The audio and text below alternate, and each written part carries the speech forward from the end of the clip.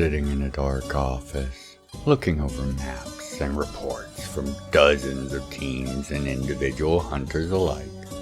An aged, gray-haired man seemed unaware as the tall, heavy form of a massive suit of armor smoothly strode into his office.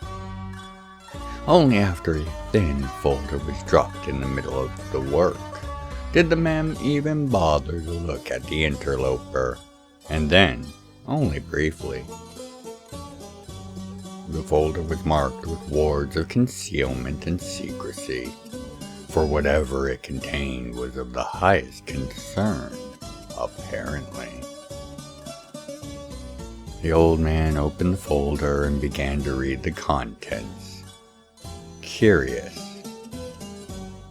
It was a report, transmitted on open yet esoteric wavelengths from what appeared to be multiple modified probe shells. This strangeness seemed to be addressed by the conditions under which it appeared to have been sent, but it seemed to be a cause for some concern if the verification reports attached were to be believed.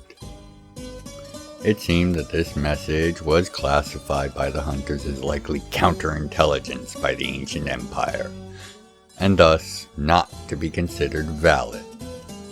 Even as the old man's eyes began to skim the message himself, knowing that it was no fake. Even if the date indicated the message had only been sent 2 days ago. Status report. Optor in Sorte. Rank Sapphire 3-star. Operational theater unknown.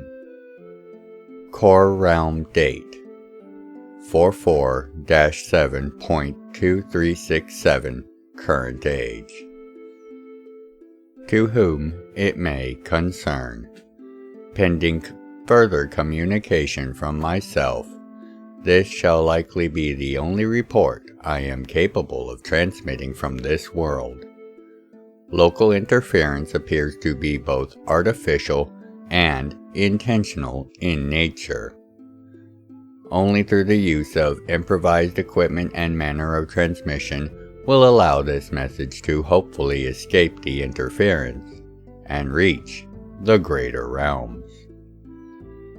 In an effort to reduce the size of transmission, I will only cover the greatest points of importance from my perspective. First, if you are able to triangulate the source of this transmission, do not send anything less than a fully prepared multi-theater grade force, as this planet seems to be some sort of Antani crown world. Personal confirmation of Antani and Scani present.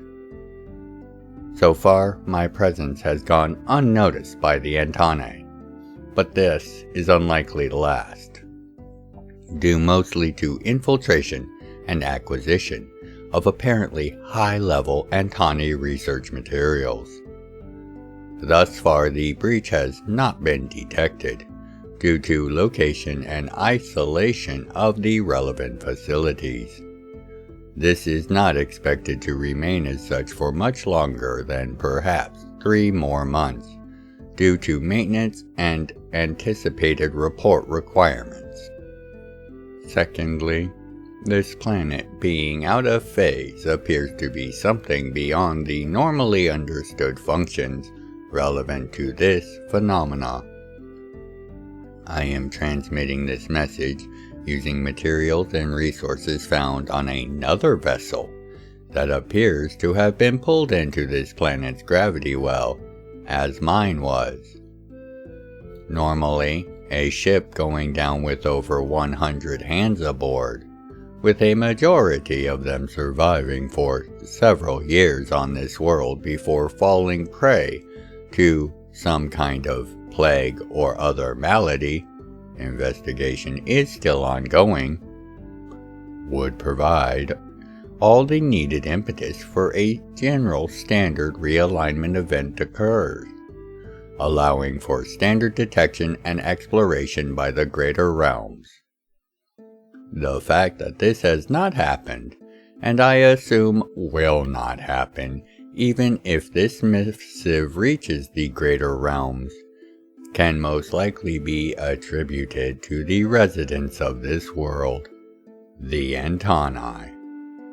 Caution of the highest order is advised for the area no less than half a light-year distance from my triangulated location, as there could be an entire system hiding out of phase. Third, there are friendly, civilian populations on this planet, as well as several unique varieties of flora and fauna. Population seems to be a new conglomerate species, reached after ages of interbreeding by stranded younger races left on world after loss of core realm. Repeat, these are friendlies, and are to be accorded all rights and honors under General Kaisa Charter. These are children of the Nine Wings, and must be protected as such. Fourth, in an effort to ensure that this news does indeed reach the rest of the realms, I am making efforts to find my own way off-world.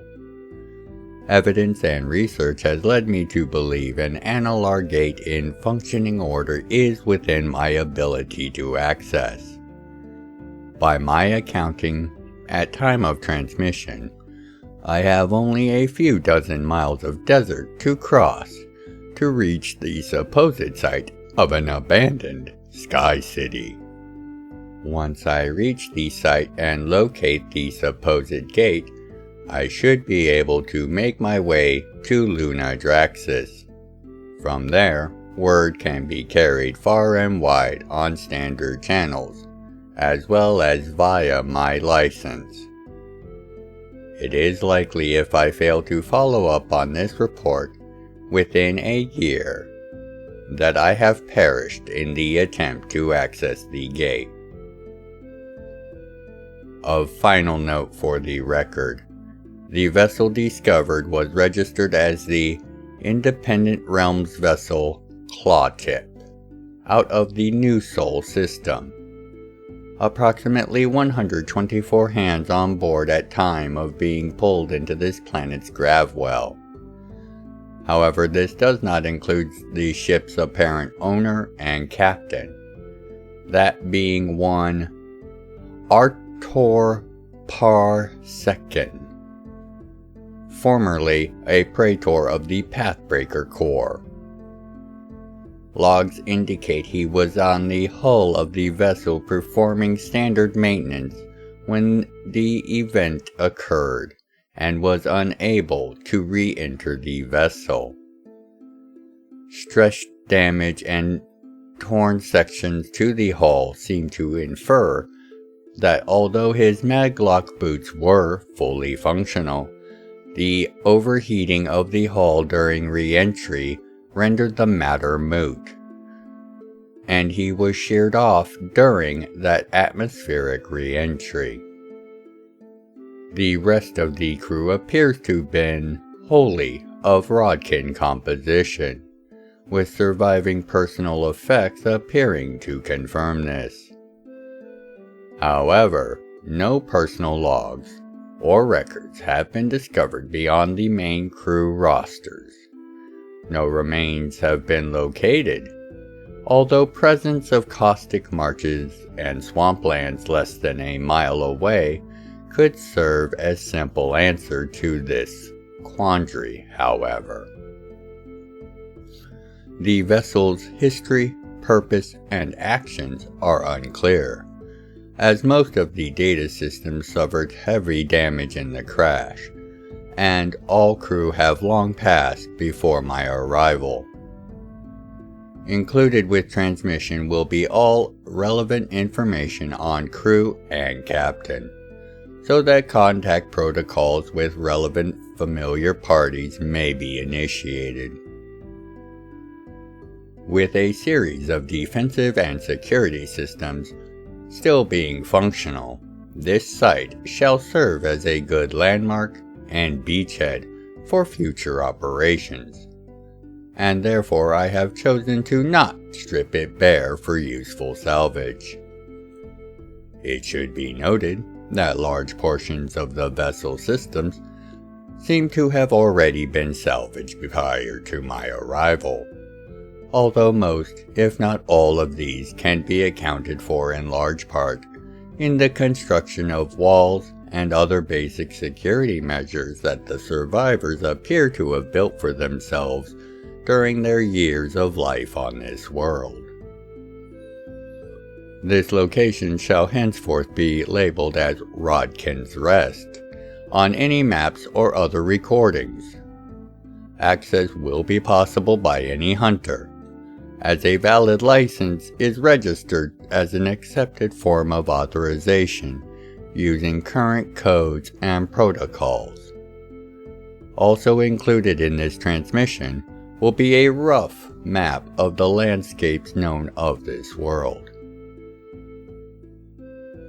With all of the aforementioned data, I formally request that this status report be expedited to the Senior Executive Review Council without delay.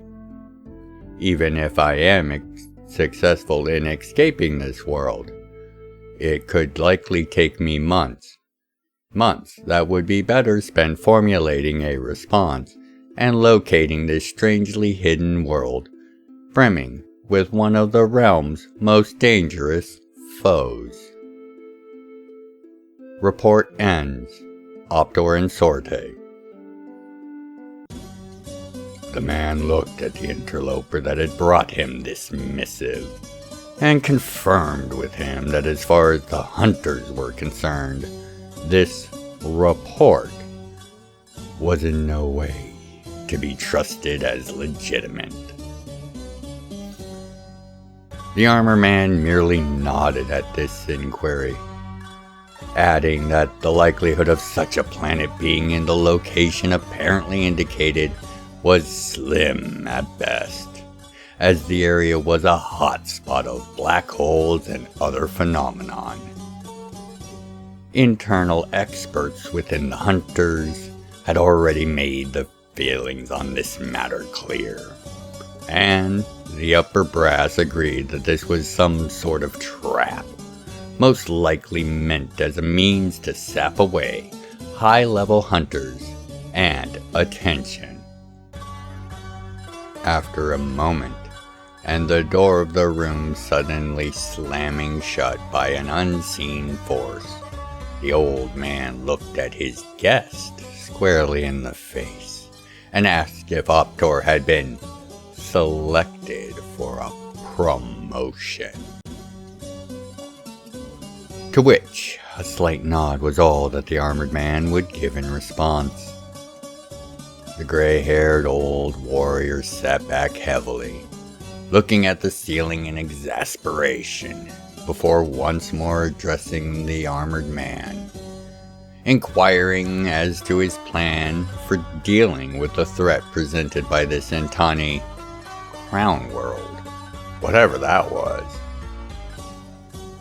The deep and dry chuckle in reply made it clear that it was sure to be an entertaining plan, even if his hammer-wielding, heavy-armored guest was not going to reveal any more than that.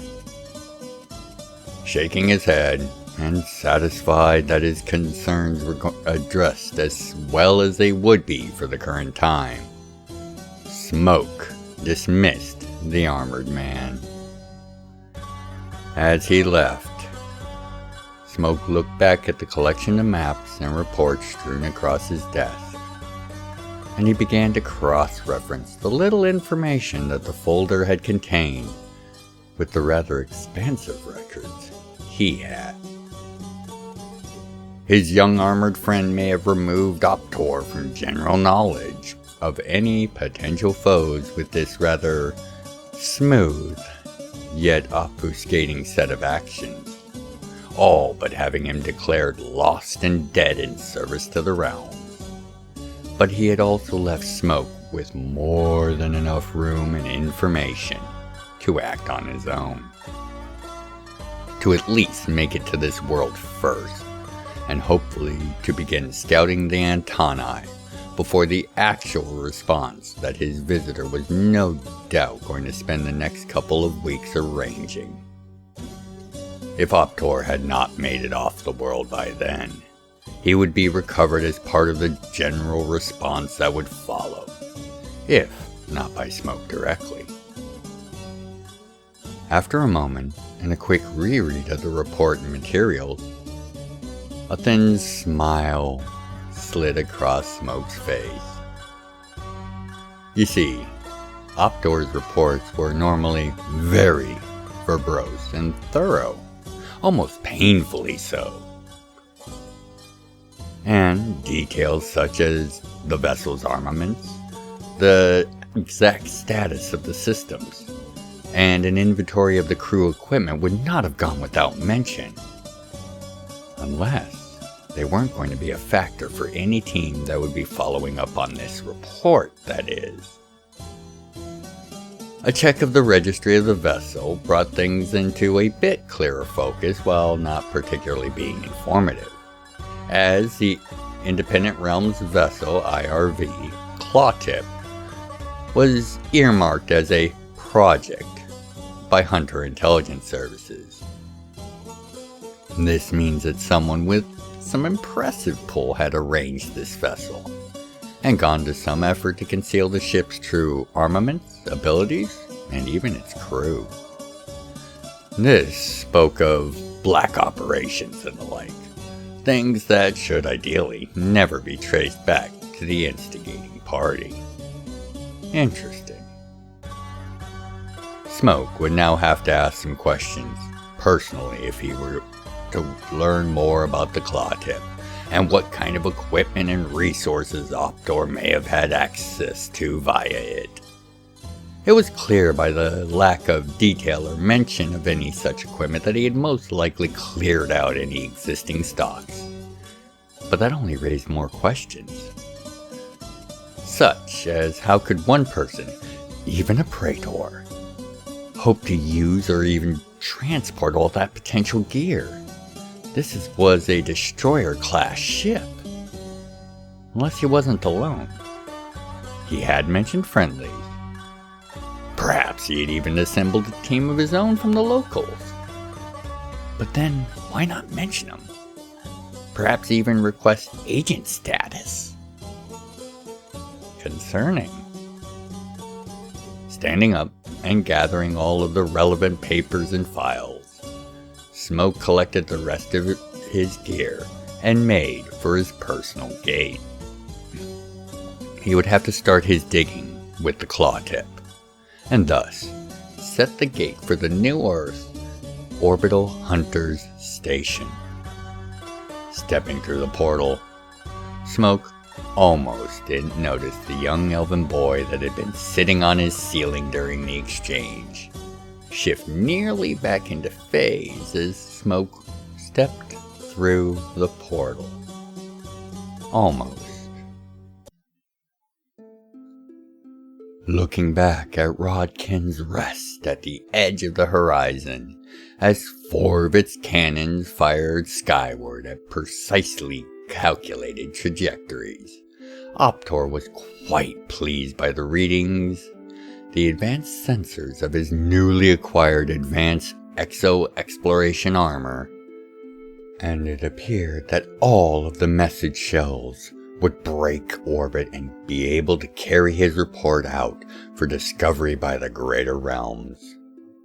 The slowly brightening skies of dawn allowed for a clear look at the holes the cannon had punched through the thick clouds. As the holes in the upper clouds began to fill almost as quickly as they had been made, Optor turned and began to catch up with Onka and Lasara, as well as a small squad of advanced super heavy combat drones that were flanking them, and the large, transparent logistics walker that Lasara had filled with all the materials and gear they thought might be useful and she could manage to pack in. Catching up in but a few thruster-powered leaps, Optor took up a position at the head of their line. Taking in the vast information that was now being fed to his armor systems from the drones, their advanced targeting and recognition systems being quite impressive, making the identification and locating of any incoming threats almost too easy. Optor responded to Lasara's query about why they had chosen to launch the message shells only after they had left Rodkin's Rest, and not any time during the weeks and months they had stayed in the Rest. She was also confused at why they had not remained to welcome the cavalry when it arrived. Simple, Optor responded. While I am most confident that these shells will be located eventually, I am not at all convinced that they will be able to track them back to this planet anytime soon. At best, barring divine intervention, I estimate no less than 6 months before the message is even received. 6 more before any action is forthcoming, as logistics and organization take their toll. No, this is how it needed to be handled. We have been most fortunate thus far that the Antani have not yet discovered that you are missing, Lasara, and I have little faith that that will remain so for another 6 weeks, let alone a potential year. We need to be as far away as possible, off-world preferably, before that happens. The 3 of them continued to toss ideas and possibilities back and forth across their comm units for the majority of the rest of the day, choosing to pick up their pace in the last hours of light, as they had detected an excellent place to make camp for the night, and wanted to make it there before dark fell. Even at their vastly increased rate of transit, the 3 of them were able to share song and banter as they closed in and then ascended the high, large pillar of stone that they had been making their way towards, using the flat top as a perfectly safe vantage point to set up camp.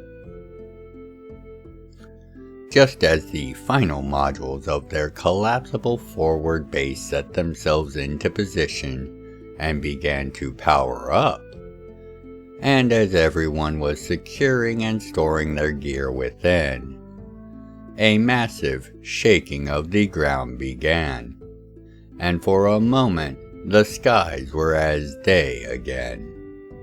A massive burst of light, followed a few minutes later by a wind and roar that matched it if not overpowered it, came from the south.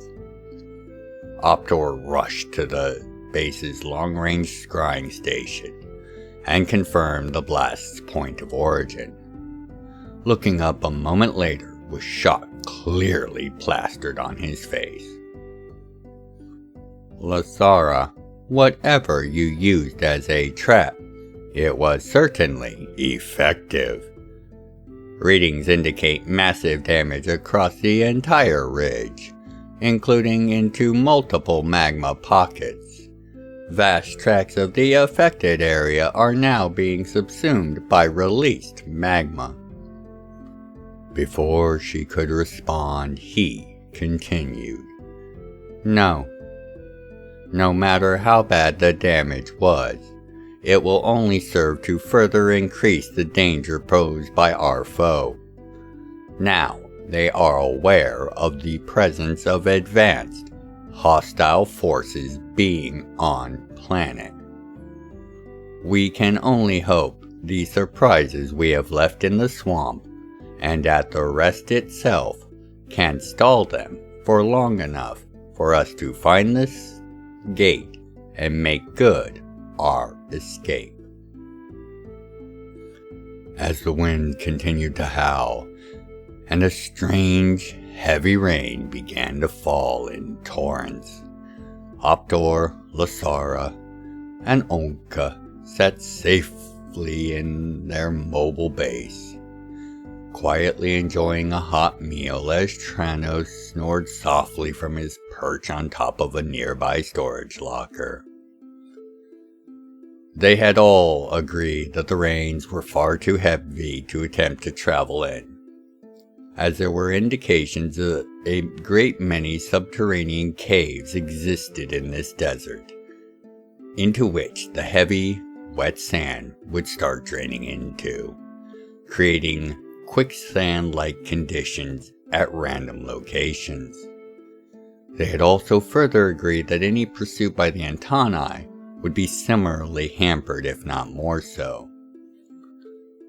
So their plan was to perform as much long-range reconnoitering of the Sky City, which they had just barely been able to make out on the horizon as they were setting up their camp before the rains had come.